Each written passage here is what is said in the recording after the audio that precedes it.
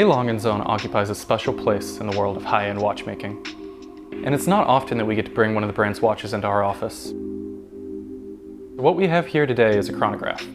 But it's not just any chronograph. This is the brand new Rochepont Honey Gold homage to F.A. Lange.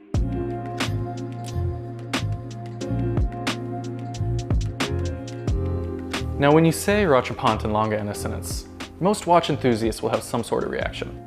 After all, this is the brand that debuted the world's first double Rochepont in 2004 with the double split, and the first triple Rochepont in 2018 with the triple split. So it might be hard to comprehend that this is the first time we've seen the complication independent of any other in a Lange wristwatch. But it's true. This is now the thinnest watch from the brand to incorporate a split seconds mechanism. It's also the first Lange chronograph to be housed in Honey Gold, the company's proprietary extra hard gold alloy. Honey Gold is said to be harder than platinum, and Lange has used it very sparingly since its 2010 introduction. Only limited edition watches have featured it in the past decade. Here, the case has a diameter of over 41 millimeters, and a thickness right around 12.5 millimeters. For the very first time, Lange has chosen to combine the Honey Gold case with a black dial made of solid silver. Matching the case metal, we have gilt accents placed on the dial as well. The only visible part of the watch that isn't in gold or black are the 4 red accents, each placed at the pole of the minute track. These bring a punch of contemporary color to the overall very traditional design. There's another first on the dial that's easy to miss. It's the arrangement of the twin subdials for running seconds in elapsed 30 minutes. What's new here is that it's now vertical, positioned at 6 and 12 o'clock. The result is perfectly symmetrical. Of course, no discussion of an A. Lange & Söhne watch is complete without a focus on the movement, which is based on the caliber found inside 2013's 1815 Rochepont Perpetual Calendar.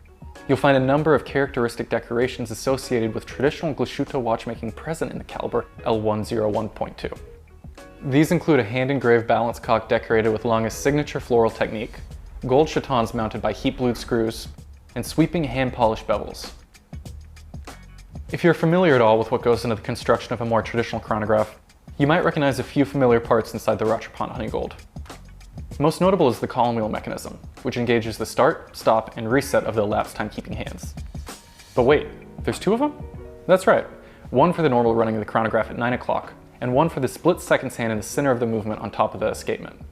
This secondary column wheel is connected to another wheel placed on top of the central chronograph wheel. When the chronograph is first started, both of these center wheels turn in sync.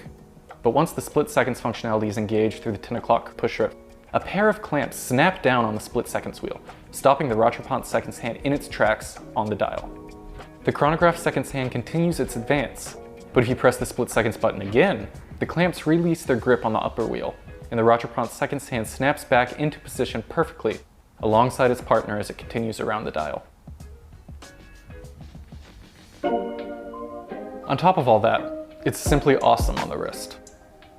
The watch isn't flashy, but it's attention-grabbing in the way a split seconds chronograph cased in precious metal should be. The weight is absolutely lovely, giving a touch of constant presence without being overwhelming. And thanks to its relatively slim and compact case profile, it certainly passes as a dress chronograph.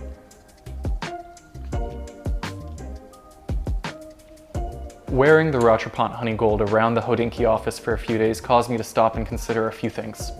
One of the most relevant being just how out of whack the current demand for stainless steel sport watches is, especially when there are watches like this being released for around the same price. Of course, it wasn't long ago that Lange introduced the Odysseus, its own contender in the stainless steel sports segment, and we've since seen that watch increase in both demand and value. But to me, the Rochepont Honey Gold is the antithesis to that hype. It shouldn't even have to be said, but no one fortunate enough to buy one of these watches new from the boutique is looking to flip it and make a profit. When I look at this chronograph, at the fit and finish of the movement, at the gilt dial detailing, and at the soft warmth of the Honey Gold case, I can see how 175 years of German watchmaking history have led to this point. The connection to F.A. Lange's original vision for Saxon watchmaking feels more alive than ever at this moment. And I especially love that, over 175 years later, there's still no mistaking this watch for anything but a Lange.